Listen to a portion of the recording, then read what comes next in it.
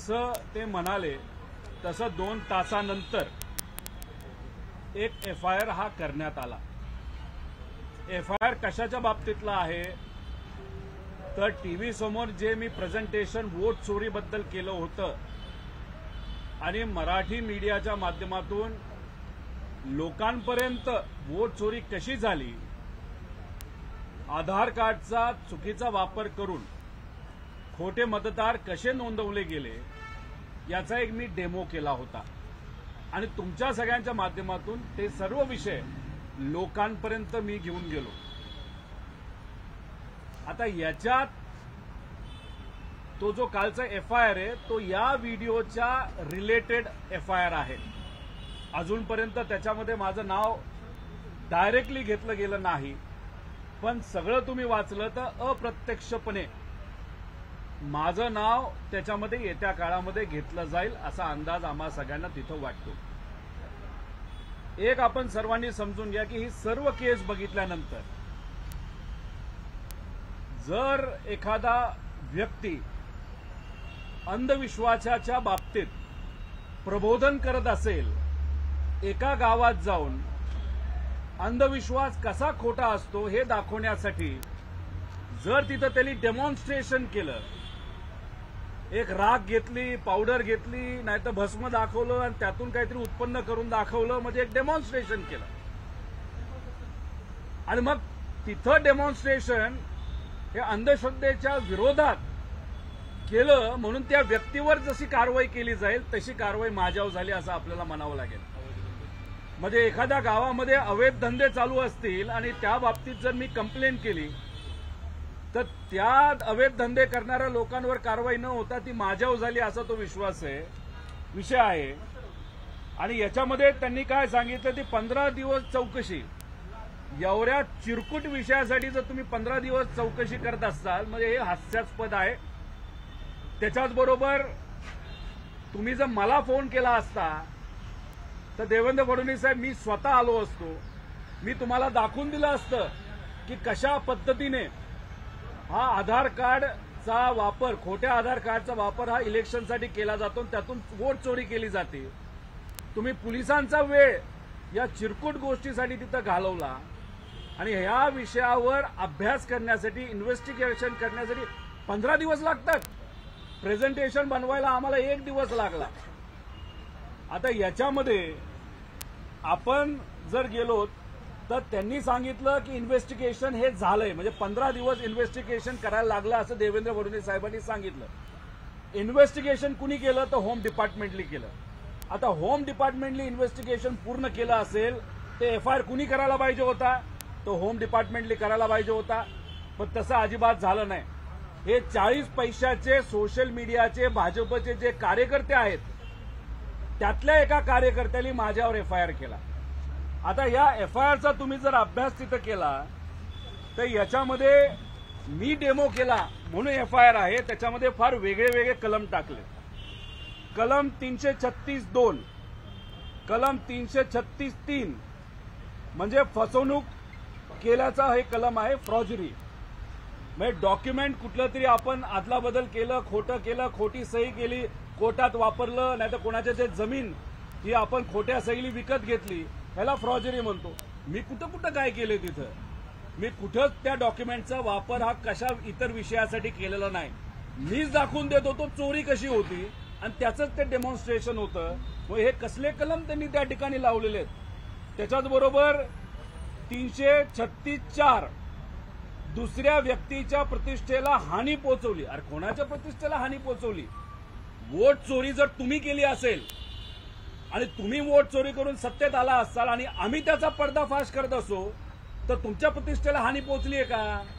आम्ही पूर्णपणे पुराव्या सकट त्या ठिकाणी दाखवत होतो कशा पद्धतीने आधार कार्ड हा मॅनिप्युलेट होतो, कशा पद्धतीने काही अशा वेबसाईट आहेत, ती वेबसाईट सुद्धा आम्ही दाखवली, त्याचा वापर करून खोटे आधार कार्ड तिथं दाखवून जर त्याच्यामध्ये पुरावे आपण जर बघितले तर अशा पद्धतीने खोटे आधार कार्ड तिथं लावले गेले, हेच तर आम्ही दाखवलं। त्यामुळे हा कलम कुठे, हा फक्त डेमॉन्स्ट्रेशन आहे, त्याचा वापर कुठेही तिथं आम्ही केलेला नाही। कलम 353(2) धार्मिक, जातीय, वंशीय तणाव। अरे काय राव, भाजप कशासाठी फेमस आहे? जाती धर्मामध्ये वाद लावण्यासाठी. आणि हे कलम काय आहे? तर धार्मिक जातीत वाद मी लावला, म्हणजे हे हास्यास्पद आहे. याच्यामध्ये राणे बघितले, जगताप बघितले, मेधा कुलकर्णीताई बघितल्या, पडळकर बघितले. ते ह्यांची जी भाषणं आहेत ती भाषणं ऐकल्यानंतर धर्माधर्मामध्ये वाद निर्माण होऊ शकतो, नाही तर झालाय. जाती धर्मामध्ये वाद निर्माण झालेला आपण सगळ्यांनी बघितलेला आहे लोकसभा विधानसभेच्या काळामध्ये. त्याला आपण म्हणतो की हा जातीय मतभेद करणं, नाही तर वाद निर्माण करणं, त्याच्यात दोन समाजामध्ये एक दंगलीची परिस्थिती निर्माण करणं. तो कलम जो लावला त्यावेळेस लावायला पाहिजे होता, तो कलम माझ्यावर लावलेला आहे. म्हणजे माझं असं म्हणणं आहे की आम्ही लोकशाही जाणणारी जगणारी माणसं आहोत आणि तुम्ही लोकशाही मारणारी आहोत.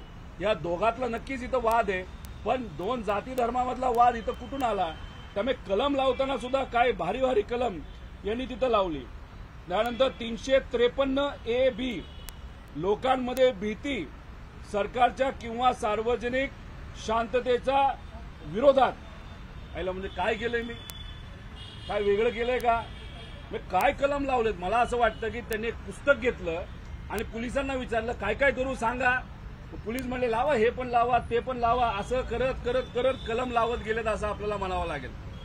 त्यानंतर म्हणजे डोनाल्ड ट्रम्प साहेबांना मी त्या ठिकाणी त्यांचं नाव वापरलं म्हणून हे पोटात दुखतंय का काय मला त्या ठिकाणी माहित नाही. 353(1)(c) याच्यामध्ये कोणत्याही एका समुदायाला दुसऱ्या समुदायाच्या विरोधात गुन्हा करण्यासाठी चिथावणी देणे. आणि मी चिथावणी कुठं देत होतो? मी तर डेमॉन्स्ट्रेशन करत होतो. मला असं झालंय वाटतंय हे सगळे बघितल्यानंतर कलम देवेंद्र फडणवीस साहेब हुशार नेते, ते स्वतः एक वकील आहेत, पण मी त्यांच्या विरोधात, सरकारच्या विरोधात पुराव्या सकट जे काय गेले काही महिने आणि वर्ष बोलत आहे, याच्यामुळे कदाचित हे सरकार कुठं ना कुठंतरी अडचणीत आलेलं आहे. म्हणून त्यांचे 40 पैशाचे जे काय सोशल मीडियाचे कार्यकर्ते आहेत भाजपचे, त्यांचं ऐकून त्यांची एक मोठी बैठक झाली. त्या बैठकीत या सगळ्या हुशार लोकांनी डोकं खाजवलं, लय विचार केला आणि लय विचार केल्यानंतर हे सर्व कलम लावून माझ्यावर FIR ठोकला. मला त्यांना एवढंच सांगायचंय की तुम्हाला काय करायचे ते करा, किती FIR करायचे ते करा, पण आम्ही या सरकारच्या विरोधात जे काय बोलत आहोत ते असंच बोलत राहणार. आम्ही कुठेही तुम्हाला त्या ठिकाणी घाबरणार नाही. त्यामुळे हा फुसका जो FIR केलेला आहे ह्याली आम्ही कुठेही त्या ठिकाणी घाबरणार नाही. आता याच्यामध्ये आपण बघा, म्हणजे माझ्या बाबतीत त्यांनी लगेच तिथं FIR केला. आता काही दिवसांपूर्वी मी याला गेलो होतो. कुठे गेलो होतो? तर मी नवी मुंबईमध्ये गेलो होतो. सरकारच्या एका विभागाने पोलिसांना सांगितलं त्या बिवलकर जो कॉन्ट्रॅक्टर आहे त्याच्यावर तुम्ही कारवाई करा, पण नाही, पैशाचा विषय असल्यामुळे आम्ही अभ्यास करू, आम्ही हे करू, आम्ही ते करू. अहो हे ते करू आम्हाला तुम्ही सांगताय. जर तुमचंच विभाग सांगताय त्या माणसांवर पैसा खाल्लाय 5,000 कोटी, त्याच्यावर तुम्ही कारवाई करा, ते तुम्ही विभागाचं पोलीस डिपार्टमेंट ऐकत नाही. आणि इथं माझ्यावर असले भलते कलम लावून मला अडकवण्याचा प्रयत्न तुम्ही करत असाल, हे हास्यास्पद आहे आणि हे सिलेक्टिव्ह राजकारण करत आहात. हे सुडाचं राजकारण आहे असं आमचं बोलायचं. काय उदाहरणं देतो, काय पराक्रमी होम डिपार्टमेंट आहे. मला मी पोलिसांच्या विरोधात नाही, पण काही पोलीस हे राजकारणी लोकांच्या दबावात काम करतात. याचं उदाहरण सांगतो. सोमनाथ सूर्यवंशीच्या हत्या प्रकरण 15 डिसेंबर 2024ला दुर्दैवाने सोमनाथ सूर्यवंशी हत्या तिथे झाली. FIR कधी झाला? जेव्हा लोक रस्त्यावर उतरली, अनेक लोकांनी आंदोलन केलं. 7 महिन्यांनी म्हणजे 4 जुलैला FIR तिथं झाला. माझ्या बाबतीतला FIR देवेंद्र फडणवीस साहेब आत्ता बोलतात आणि 2 तासांनी त्यांचा एक चिरकुट कार्यकर्ता येऊन तिथं माझ्या विरोधात FIR करतो. सोमनाथ सूर्यवंशीच्या बाबतीत 7 महिने कोथरूड पोलीस स्टेशनमध्ये दलित मुलींना शिबिगाळ केली म्हणून लगेच FIR करा असं आम्ही सांगत होतो. आम्ही आंदोलन करत होतो. आंबेडकर परिवारातले सुद्धा एक व्यक्ती तिथं येऊन सुजात आंबेडकर तिथं आले. त्यांनी आंदोलन करून सुद्धा त्या दलित मुलींच्या बाजूली FIR दुर्दैवाने पोलिसांनी घेतला नाही. बदलापूर येथील शाळेतील लहान मुलींवर अत्याचार झाला, बलात्कार झाला. 12 तास तिकडं बदलापूर बंद करावं लागलं, मग FIR तिथं झाला. संतोष देशमुख हत्या प्रकरण, त्यांचा भाऊ म्हणतो हत्या झाली, पण दबाव वाढल्यानंतर 3 तासांनी FIR तिथं झाला. त्याच्याच बरोबर आपण जर बघितलं, पडळकर वाडीमधील एक महिला पडळकर कुटुंबातली, जिचा जमीन काही लोकांनी त्या ठिकाणी घेतली होती, तर त्याच्यामध्ये तर असं आहे की त्याचा FIR सुद्धा तिथं घेतला गेला नव्हता. तसंच संपदा मुंडे प्रकरण, याच्यात सुद्धा खूप वेळानंतर FIR घेतला आणि पोलिसांवर कारवाई तिथं झाली. दिवलकरचा मुद्दा मी सांगितला. महादेव मुंडे प्रकरण, याच्यामध्ये महादेव मुंडेंच्या पत्नीला CPला भेटण्यासाठी वेळ मिळत नव्हता, तर तिला बिचारीला तिथं आत्मदहन करण्याचा प्रयत्न तिला तिथं करावा लागला, तरी सुद्धा वेळ मिळाला नाही, अशी ही परिस्थिती आहे. या बाबतीत पोलीस असं वागतंय आणि आमचा आवाज दाबण्यासाठी जे असे चिरकुट फालतू, म्हणजे अक्षरशः त्याचं काही किंमत नाही असे FIR जर तुम्ही खोटे FIR करत असाल, तर मला देवेंद्र फडणवीस साहेबांना आणि सरकारला सांगायचंय की हा दुसरा FIR तुम्ही माझ्यावर केलेला आहे. ईडी वेगळंच, पण याच्या पुढे तुम्ही किती FIR केले तरी आम्ही थांबणार नाही आणि कदाचित येत्या काळामध्ये अजून जास्त FIR हे आमच्या सर्वांवर केले जातील असं आम्हा सगळ्यांना तिथं वाटतं. हा, आणि ह्यांचे प्रवक्ते कोण आहे मला ते प्रवक्ते माहित नाही, पण टीव्हीवर येतात असं आम्हाला कळालं. टीव्ही समोर आले आणि काय म्हणाले प्रवक्ते भाजपचे की रोहित पवार पर कलम 97 आहे. आता मी म्हणलं, मी पण डोकं खाजवायला लागलो, एवढे कलम तर मला माहित नाही, मी कधी पोलीस स्टेशनची पायरी सुद्धा चढलेली नाही. या भाजपच्या विरोधात बोलून बोलून जरा जास्तच पायऱ्या चढायला लागतात. मी म्हणलं कलम 97 काय, आसपास विचारलं, ते म्हणले किडनॅपिंगचं कलम आहे. आयला म्हणलं किडनॅपिंग, मी कोणाचं किडनॅपिंग केलं मलाच माहित नाही. मी तिथं बसलो होतो, टीव्ही समोर होतो आणि चोरी म्हणजे लोकशाहीची किडनॅपिंग कशी झाली हे मी दाखवण्याचा प्रयत्न करत होता आणि माझ्याच कलम किडनॅपिंगचं लावण्याचा प्रयत्न तिथं झाला. दुसरं कलम 25 to cause death or serious hurt, हे माझ्यावर कलम आहे असं त्यांचे प्रवक्ते तिथं सांगतात. अहो काय माणसं घेतली तर अहो, म्हणजे प्रवक्त्यालाही कळत नाही की काय बोलायचं, कुठं बोलायचं. आणि देवेंद्र फडणवीस साहेब सारखा एवढा मोठा अभ्यासू वकील माणूस, यांना कुणी काय सांगितलं त्यांची चूक आहे असं मी म्हणणार नाही, पण त्यांच्या कानामध्ये बोलणारे जी लोक आहेत, त्यांचे जे सो कॉल्ड चाणक्य नीतीचे जे काय मंत्रिमंडळ नाही काय अभ्यासू मंडळ आहे, ते कदाचित असलेच काहीतरी लोक दिसत आहेत की उगाच काहीतरी अभ्यास न करता त्या ठिकाणी कुठेतरी कोणावरही खोटे FIR करायचं असं आम्हा सगळ्यांना त्या ठिकाणी वाटतं.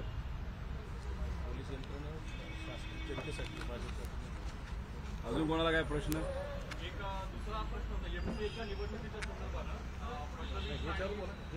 तुम्ही सगळे एकत्र आहात, त्याची काय कारण आहे? पुढे 12 नोव्हेंबरला जी होणार मी महाराष्ट्र क्रिकेट असोसिएशनचा सदस्य आहे, अध्यक्ष आहे. मुंबई क्रिकेट असोसिएशनमध्ये काय होतं हे मला तरी त्या ठिकाणी माहित नाही. फडणवीस आणि पवार तिथे एकत्र असल्याची चर्चा आहे, तुम्हाला तशी काही माहिती आहे का आणि काय कारण?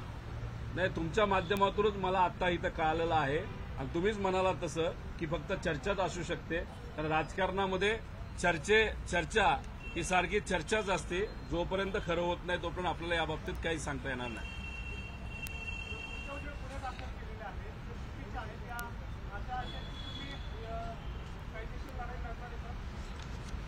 आम्ही विचार करत होतो की ज्या व्यक्तीने आमच्यावर FIR केलेला आहे त्याच्या विरोधात सुद्धा आपण कुठेतरी नामहानी नाही तर कशाचा तरी हे करायचा, आणि आम्ही सगळे खूप अभ्यास करत होतो की किंमत काय लावायची.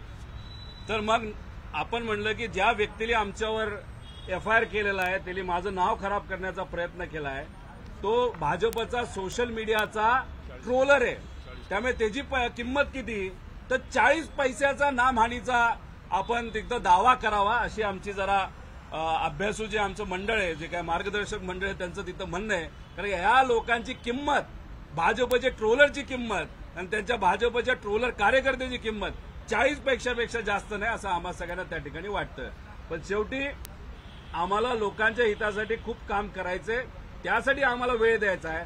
अशा चिरकुट विषयासाठी आम्हाला काय एवढा वेळ नाही. आम्हाला आश्चर्य एवढंच वाटतं की एवढ्या बलात्कार, एवढे खून, एवढे मोठे गुंडागर्दी मोठ्या प्रमाणात या महाराष्ट्रामध्ये वाढत असताना शेतकरी अडचणीत, मजूर अडचणीत, युवा अडचणीत, महिला अडचणीत, वडीलधारी सगळेच अडचणीत, महाराष्ट्राच अडचणीत, तरी सुद्धा देवेंद्र फडणवीस साहेबांकडे एवढा वेळ कसा की अख्ख्या पोलीस यंत्रणेनं सांगितलं रोहित पवारांच्या बाबतीत इन्व्हेस्टिगेशन करा आणि इन्व्हेस्टिगेशन करून पोलिसांना मानलं पाहिजे. पोलीस हुशार आहेत, इन्व्हेस्टिगेशन केलं पोलिसांनी, पण पोलिसांनी आम्हाला अंतर्गत माहिती अशी की देवेंद्र फडणवीस साहेबांना पोलीस डिपार्टमेंटने सांगितलं की रोहित पवारनी जो काही डेमॉन्स्ट्रेशन दिलेलं आहे त्यांच्यावर कुठलीही कारवाई होऊ शकत नाही, एफआयआर होऊ शकत नाही.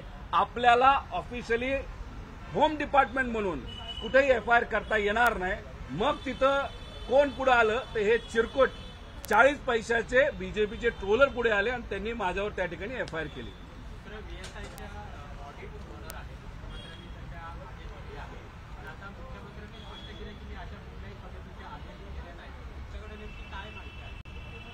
मग आम्हाला जे कळालेलं आहे तशा पद्धतीने त्यांनी तिथं ऑडिट करण्यासाठी सांगितलेलं आहे. फक्त विषय मला हाच कळत नाही की राजकारण काय लेवलला तुम्ही घेऊन जाणार आहात. जेव्हा राज्य सरकार VSI सारख्या संस्थेला नाही तर इतरही संस्थेला जेव्हा तिथं पैसे दिले जातात, ज्याला आपण हे म्हणतो म्हणजे एक फंड असतं, तर ते फंड दिल्यानंतर गेल्या वर्षी तुम्ही त्याचं युटिलायझेशन सर्टिफिकेट दिल्याशिवाय पुढच्या वर्षीचा तुम्हाला फंड मिळतच नाही. त्यामुळे गेल्या वर्षीचं युटिलायझेशन सर्टिफिकेट हे केन कमिशनर साहेब त्या फंडसाठी घेतच असतात. मग दुसरा फंड तिथं दिला जातो आणि मग एवढी टिपिकल प्रोसेस तिथं असताना सुद्धा तुम्ही तिथं जर इन्व्हेस्टिगेशन करत असाल नाहीतर VSI सारख्या चांगल्या संस्थेवर तुम्ही तिथं ऑडिट लावत असाल तर कुठेतरी VSI ची प्रतिमा, VSIने आतापर्यंत केलेलं काम याची प्रतिमा खराब करण्याचा प्रयत्न हा भाजपकडनं मुद्दामून केला जातोय असं आपल्याला म्हणावं लागेल.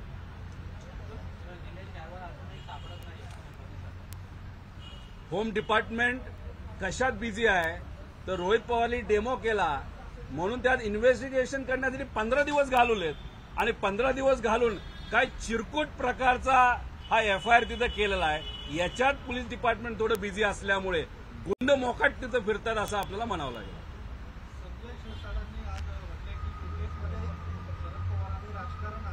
कशा हा कोण म्हणलंय?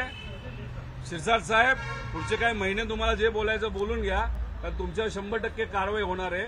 तुम्ही निवृत्तीचा विचार करत आहात, पण ती निवृत्ती आता जवळच म्हणजे तुमच्या मंत्रिपदाची निवृत्ती जवळच आलेली आहे. त्याच्याबद्दल जरा जास्त बोललं तर बरं राहील. तुमचा विभाग कसा चुकीच्या पद्धतीने काम करतोय, तुमच्या विभागाचे पैसे ज्या लोकांना जायला पाहिजे, सामाजिक कल्याण विभागाचे पैसे ज्या समाजाला जायला पाहिजे तिथं न जाता ते दुसरीकडे कसे वळवले जातात त्याच्यावर उत्तर द्या. ज्या गोष्टी कळत नाही त्याच्यावर डोकं वापरलं तर चुका होत असतात. तीच चूक तुम्ही सिडकोमध्ये 5,000 कोटी रुपयाची केलेली आहेत.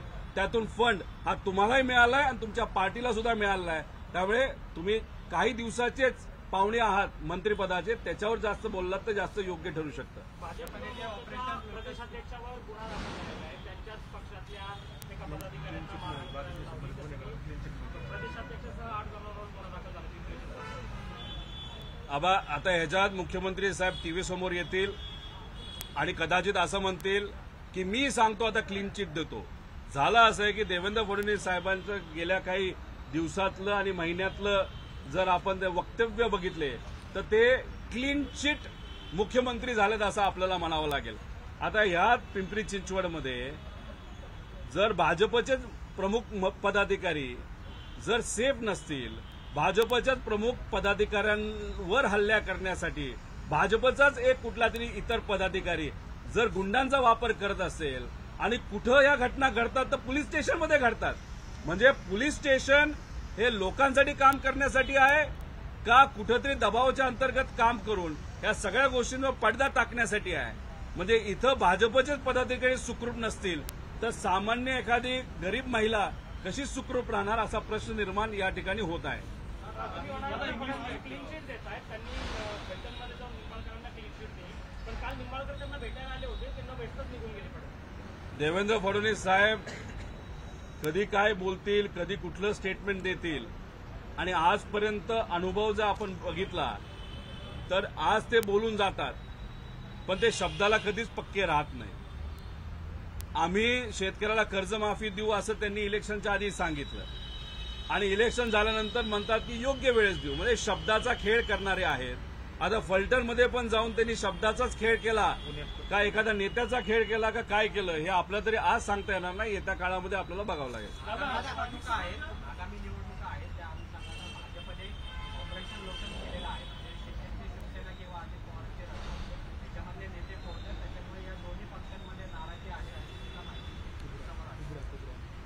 भविष्यवाणी असती नसती आम्हाला माहित नाही, पण राजकारण ज्या ज्या लोकांना समजतं त्यांना 3 वर्षापूर्वीच माहित होतं. जेव्हा ऑपरेशन लोटस पहिल्यांदा झालं होतं, म्हणजे आमचा पक्ष फोडला होता, एकनाथ शिंदे उद्धव ठाकरे साहेबांचा पक्ष फोडला होता, तेव्हा आम्ही बोललो होतो की हे वापरतील, म्हणजे भाजप या दोन्ही पक्षांना वापरतील आणि फेकून देतील. आता काहीच दिवसापूर्वी अमित शहा साहेब स्वतः बोलले की आता आम्हाला कुबड्याची जरूरत नाही. म्हणजे एका बाजूला एकनाथ शिंदे साहेबांचा पक्ष कुबडी म्हणून आणि दुसऱ्या बाजूला अजितदादांचा पक्ष कुबडी म्हणून. आता त्यांचं जे काय मलमपट्टी करायची होती ती झालेली आहे. त्यांचा तुटलेला पाय फ्रॅक्चर लोकशाहीच्या मुळे जो नीट झालेला आहे, आता आकडेवारी त्यांच्याकडे आलेली आहे. त्यामुळे आता कुबड्या त्यांनी फेकून दिलेल्या आहेत. म्हणूनच सोलापूरमधले काही अजितदादांच्या पक्षातले नेते हे बीजेपीमध्ये आलेले आहेत आणि इतरही काही मराठवाड्यातले नेते हे आता एकनाथ शिंदे साहेबांना सोडून हे बीजेपीमध्ये आलेले आहेत. त्यामुळे येत्या काळामध्ये त्या पक्षात खरंच कुणी राहील का असा प्रश्न तिथे निर्माण होणार आहे. आणि 2029ला या दोन्ही पक्षाच्या प्रमुखांकडे दुसरा कुठला पर्याय राहणार नाही, पण आपापल्या जुन्या पक्षाकडे येऊन आता आपण एकत्रित लढू. कारण का भाजपची आमचा विश्वासघात केलाय असं कदाचित हे दोन्ही नेते 2029च्या आधी बोलतील आणि परत एकदा घर वापसी होईल का काय असाही त्यावेळेस प्रश्न निर्माण होऊ शकतो. आणि मनसेनी स्थानिक स्वराज्य संस्था निवडणुका आहेत त्याच्यामध्ये व्हीव्हीपॅटची मागणी केली होती, मात्र आता निवडणूक आयोगाने असं स्पष्ट केले की तरतूद नाहीये. इलेक्शन कमिशन भाजपचे एक्सटेंडेड डिपार्टमेंट आहे. आम्ही जेव्हा केव्हा इलेक्शन कमिशनवर बोलतो तेव्हा भाजप तिथं बोलतं. आम्ही म्हणत होतो की आम्हाला व्हीव्हीपॅट पाहिजे. एक तर आमचा ईव्हीएमवर आता विश्वास राहिलेला नाही. वोट चोरी मोठ्या प्रमाणात होते. आधार कार्डचा वापर खोट्या पद्धतीने आधार कार्ड रजिस्ट्रेशन करून तिथं केला जातो आणि मग ह्या सगळ्या गोष्टी असताना व्हीव्हीपॅटच नसेल तर मग पूर्णपणे आमचा विश्वास त्या मशीनवर तिथं राहणार नाही. म्हणून मागणी आम्ही तिथं केली होती. आता 1 तारखेला आम्ही भूमिका काय घेतो हे बघावे लागेल, पण कुठेतरी अशीच भूमिका घ्यावी लागेल की येणारे प्रत्येक इलेक्शन जोपर्यंत व्हीव्हीपॅट येत नाही, जोपर्यंत वोट चोरी थांबत नाही, जोपर्यंत त्या ठिकाणी डबल मतदान नोंदणी जी झालेली आहे ती तिथं कॅन्सल होत नाही, तोपर्यंत तिथं सगळ्यांनीच येणाऱ्या इलेक्शनवर बहिष्कार टाकला पाहिजे अशी कदाचित भूमिका 1 तारखेला आम्ही सर्वजण तिथं घेऊ शकतो. तुम्ही म्हणालात की हे पक्ष नेते आपल्याकडे पुन्हा येतील आणि जुन्या पक्षासोबत जातील, त्याची तुमची माझी तत्वावर काही सुरुवात केली का? कारण काल ते त्यांच्या आमदार आणि पदाधिकाऱ्यांना म्हणाले की कुणावर विसंबून राहू नका, आपल्या तयारीला लागा. त्यांच्या त्या म्हणण्याचा अर्थ काय निघतो आम्हाला माहित नाही, पण एकच तुम्हाला सांगतो, 3 वर्षापूर्वी आम्हीच सांगणारे होतो की भाजप यांचा वापर करेल आणि सोडून देईल. तसं आता घडलेलं आहे आणि आज सुद्धा आम्हीच सांगणारे आहोत 29च्या आधी भाजप इतकं यांचा वापर करून साईडला फेकून दिलं जाईल की यांना दुसरा कुठला पर्याय राहणार नाही. हे कदाचित परत घर वापसी करण्याचा विचार कदाचित करू शकतात. तेव्हा घ्यायचं का नाही घ्यायचं तेव्हा त्या त्या पक्षाचे प्रमुख निर्णय तिथं त्या त्या वेळेस घेतील असं वाटतं. या सगळ्यात राज ठाकरेंना सोबत गेल्यावरून तुमच्या पक्ष 2 मतप्रभाव असल्याचं म्हटलं जातं. राज ठाकरेंना सोबत घेतलं तर त्याचा फटका बसू शकतो आगामी. एखाद्या पक्षामध्ये जेव्हा लोकशाही असते तेव्हा त्या पक्षामध्ये चर्चा होते. चर्चा तेव्हाच होते जेव्हा त्याला 2 बाजू असतात आणि त्या दोन्ही बाजूची चर्चा केल्याशिवाय आपला निर्णय घेता येत नाही. त्यामुळे तुम्ही जे बोलत आहात, आमच्या पक्षात लोकशाही असल्यामुळे दोन्ही बाजूली चर्चा ही नक्कीच सुरू असावी, नाही आहे. पण निर्णय घेणारे जे आहेत त्या चर्चेला सगळं ऐकून निर्णय घेणारे पवार साहेब तिथं असतील, आमचे अध्यक्ष असतील. त्यामुळे ते योग्य निर्णय येत्या काळामध्ये घेतील असं आम्हाला वाटतं. निलेश गायकवाडचे मामा जानकीराम गायकवाड यांनी आरोप केला आहे की निलेश गायकवाडला तुम्ही मुख्यमंत्र्यांना बाहेर काढलं, तेही तारीख सांगून आणि तुमची मीटिंग यासाठी चौंडी येथे झाली होती. चोंडीमध्ये रोहित पवार राहत नाहीत, राम शिंदे राहतात. ते चोंडी त्यांच्या तोंडात इतकं बसलं असेल कारण राम शिंदेबरोबर किती बैठका त्यांच्या झाल्यात आम्हाला तिथं माहिती. आणि ज्या व्यक्तीचं तुम्ही नाव घेताय ना त्याच्यावर किती केसेस आहेत, त्याच्या पोरांवर किती केसेस आहेत आणि कुठल्या कुठल्या केसेस आहेत याचा एक थोडासा अभ्यास करावा. आणि तो अभ्यास केल्यानंतर तुम्हीच मला परत एकदा गायकवाडबद्दल कुठलाही प्रश्न त्या ठिकाणी करणार नाही. दादा इंग्लिश में क्वेश्चन है कि Mumbai police has booked you registered a FIR after you showed that demonstration of fake Aadhaar card or whatever not under Aadhaar card. What is your reaction? How are you taking that FIR? See, if you look at this FIR, it is a very funny FIR. If you go in detail, if you look at the points under which the FIR has been done, one point is about forgery. I have not done forgery, which is clear because it was a demonstration. Second, there was this particular point wherein they have said, I have spoken against someone. I have not spoken against someone. So if you look at each and every point, all the points are irrelevant to the demonstration what I have done. I was the one who was telling the government, this Aadhaar card system is flawed. There are certain softwares which can be used to make fake Aadhaar cards. Like for example, there are certain Aadhaar cards where the photos are not right. Photos are not right in the sense mobile has been used to create Aadhaar card. Generally, mobile is never used to generate Aadhaar card. There's a particular system to do it. Now, if the voter ID has a photo which has been taken by a mobile, so that means it's a fake Aadhaar card. And if the fake Aadhaar card photo is there in the voter ID, that means that voter is a fake voter. And this is what I wanted to demonstrate. And I demonstrated the whole system. That means I didn't use that particular system for the elections. So you should go against the person who has actually used this particular system or fake Aadhaar card system for elections. And if you go in detail, that person or that party would be definitely BJP party, because BJP has rampantly used fake Aadhaar cards for election purpose. And that's the reason why when I did the demonstration of this fake Aadhaar card system, that is where BJP felt the threat, and that's the reason why they have done this FIR against me. We don't care. Only the thing is, he should have called. The CM should have called. Rohit, we are going to do investigation. Why to waste time of police department? So whatever information you have, you give it to me. I'll do an investigation. It will help in saving time. He spent 15 days in investigating, and he has done such a FIR, which is a very useless FIR, that I would say. It has wasted police time also, and police time should be actually used for real issues, not targeting any person politically. Will you be fighting against this? This is such a small thing. I'll go in court if need be, but the person who has done FIR, police department has done the investigation, but police department has not done FIR against me. FIR has been done by a BJP troller. He is a social media troller. BJP trollers work on what?